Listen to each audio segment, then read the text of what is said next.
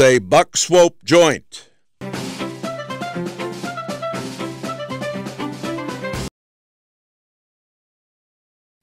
My name's Tim Day. I live at 7329 Nottingham, 63119.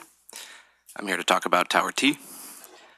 Councilman Dolan, you went to the 4th of July parade in Webster Groves this year? Yes. While you were there, did someone approach you and ask you to save Tower T, and did you reply that it was a done deal? To clarify that, what I said was the sale of the property was done.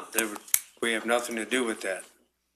But you would concur that the rezoning is not a done deal? There hasn't been any rezoning brought to this council or to well, the there was one that was proposed and it was postponed last year. It didn't come to this council. But you're aware that it was proposed and you saw that proposal? There was a proposal that was pulled from the planning and zoning last October, November, something like that. Right, okay. And then in December, I remember you said you were going to hold a town hall to kind of before that process, and you were going to explain the process. And we're here 8 months later. We're here 8 months later, and we haven't had that town hall. Well, has it come to planning and zoning yet? But you can still you can still engage. I haven't had a town hall yet because there's nothing to have a town hall about until it comes to planning and zoning. You can still engage the community. There's still thousands of people. I engage the community daily. Okay. I mean, when I contacted you, I didn't get a reply for several days, and then I got one from your assistant, and then I didn't get anything from you, so. Well, you got a response from my office. Regarding one of your opponents in the upcoming election, Lisa Clancy, tweeted out, regarding Tower T, there's another issue here. Both Stenger and Dolan count McBride or associates as campaign contributors. Do you dispute that, or can you confirm or deny that? Well, this is not a political debate, but along with almost everybody on this council, they can speak for themselves. 4.5 years ago, I received a campaign contribution, yes. Okay. Well, I bring it up because I also remember a few weeks ago you abstained when everyone else voted to investigate Stenger, and you abstained and said you needed time to review it, and then a week later you voted no. So did you not have a problem with the $365,000 campaign contribution to something that then turned into they benefited from county offices being moved that ended up costing taxpayers money? You didn't see a problem with any of that? This is not a political rally here. The reason I abstained. Well, this is my chance to get answers from you. I was handed a 115-page document an hour and a half before the meeting. And you abstained. If you lived in the council district, I wouldn't be representing you fairly by voting on something I didn't get a chance to look at. A week later, you voted no, though. So did you read it? I got a chance to look at it. Okay. And then I just wanted to close with, I think if we had real leadership, you would be engaging the community and you would be finding common ground with the new development and the residents. We need real leadership, and we can get real leadership on August 7th. Well, I'm engaged with the entire 5th District and St. Louis County.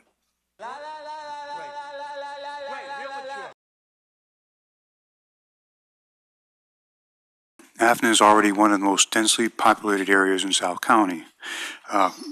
Crestwood has 1,514 people per square mile. Kirkwood has 3,006 people per square mile. Webster Groves has 1,650 people per square mile.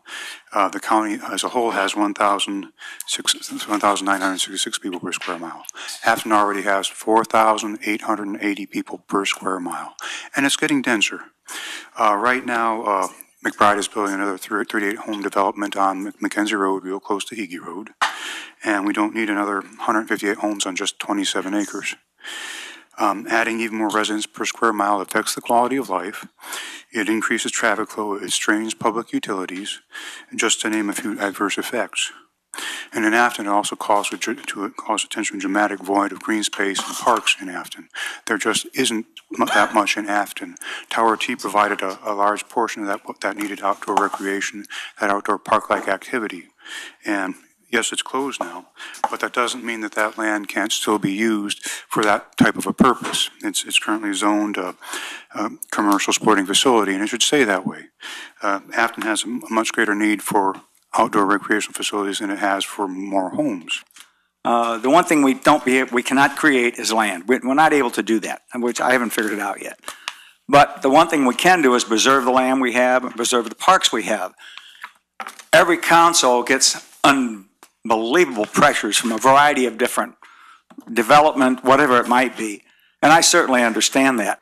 Unlike the more affluent areas of St. Louis County, very little land in this Afton area was preserved for outdoor recreational use. If you look at a map of the area, you'll notice that the working class folks who by and large populate this area have very few public or even private outdoor recreational facilities. Actually, when I found out that they were going to have, at the time they were going to have this auction and they were going to sell it off, I'd never been into RT before. I went in there and you have a jewel there. It's the most, you just don't know what you have. It can't be reproduced. Okay? I actually tried to find, I looked up Steve Lotz, and I basically went to him and I heard about the auction. I went up to him that night and I asked him to buy everything he had, name his price, before the auction. He said he wouldn't talk to me. I went there the next day. He said, come to the auction. Before the auction, I went there. I asked him again. I said, you're going to get a penny on a dollar selling it the way you are. I offered to buy it again. I would have paid him way more than he got. I know how much he got, and he was very unhappy. Okay, basically, I went to the auctioneer. I went to him and basically said, I'll buy every single thing. It was so hot that day, and I'm 66 years old. I can't take that heat. So I basically went there to purchase everything, told the auctioneer, every auction, I'll buy everything, okay? With the intent on preserving Tower T and keeping it the way it is, okay? No, the Tower T is still there, okay? I basically also bought the pavilion, the 45-foot by 25-foot pavilion there to kind of show that it's still there. I actually am, they can't say I'm trespassing because I own the pavilion. They made a mistake when they sold it. You would need actually a building permit to take that down. I talked actually to Alicia Ellisor today, who's the president of and general manager of KSDK. Okay, she basically told me that they're going to protect, you know, because the golf course is still there, everything is still there and can be put back together pretty quick. And they're actually board up the buildings. They don't intend to take nothing down. So if you turn this option down, which is the only thing that McBride has, we can go forward because I've offered to her and trying to get a hold of tenant or Tegna to buy the property with the intention on keeping it the way it is.